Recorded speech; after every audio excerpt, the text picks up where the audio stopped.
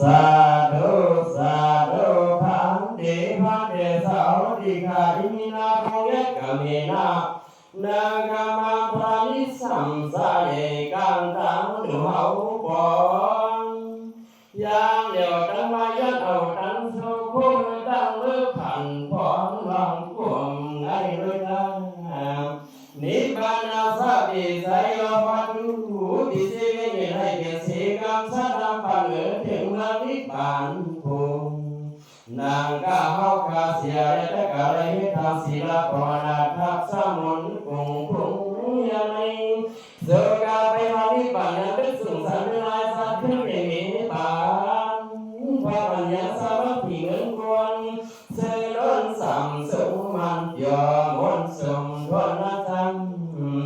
เอาเสียงเงินข้าพเจ้าได้ยังเอาเสียงโคเกินพันตาให้อันดีที่สูงสูงไว้เกลื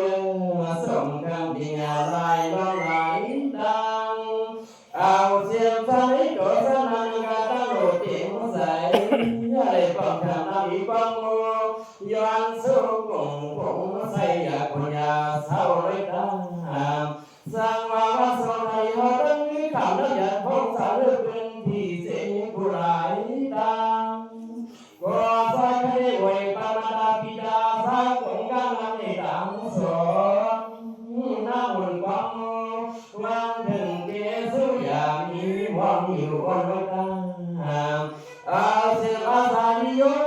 เป็นว่าสาวผู้สอนตนเสียเสียไม่ดีน้องเดินสับเสยงาเป็นเสือสายเคยอีกด้วยผู้มีพลังพลังสัตย์เสียยาสวยเปิงสุขสองหลังคุณ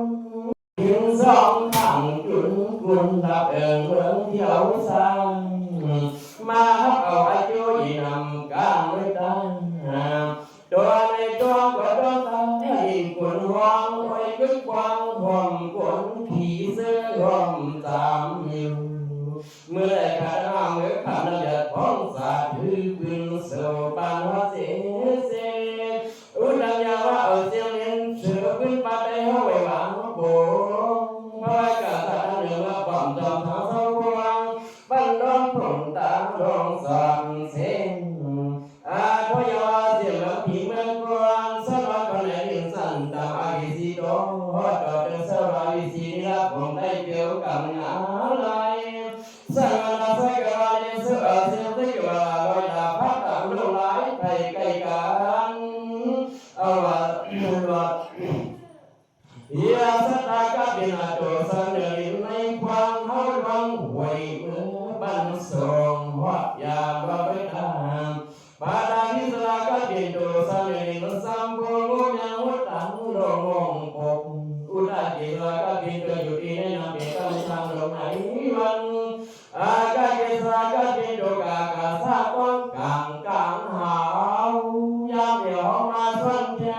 ข้ายาอยากอ่อนเข้าไว้ฮอดยาลอยไว้กลางอาญาเพียงสังอย่าละมีได้เป็นเกณฑ์เทอาเล็กความโตใส่สู้จริงให้อยู่ถึงพันกุมเปลี่ยนทิ้งสูงยิ่งนี่เวลาซะอย่าให้มีวัดตามยาหาปากสะแดงต่อทั้งกันน้องนี่ดูข่าวซะให้ปวดร้อนกางยันขันเสงสมองมานอบยอสูงมันอย่าอ่อนเสื่อมทนไว้ได้อาสิขึ้นก้นมวยลำทางห้างโกบางอีสูนให้คอยกัดเย็นคอมานอบยอไหนพ้นโอดลองหามาซ้อนจะออกใส่จริงคำพูดยังขวัญปัญญาสปิสตาอาบิลากุศลเมียนวัดเป็นกาสามที่เห็นคนสังวัดถึงวันวิทยาเกี่ยนเศร้าบ้างก่อมาเมื่อยามนานให้อันสุขเอาทงยาสึงเตะกันเถิดเธอสอนเลยทำนำโจกันนั้นเก่าสาธุสาธุย้อนหยุดมือไว้สองหนังกางเจ้าหลับเตรียมตะเตรียมท่ารวยตาหน่อยหมุนนอน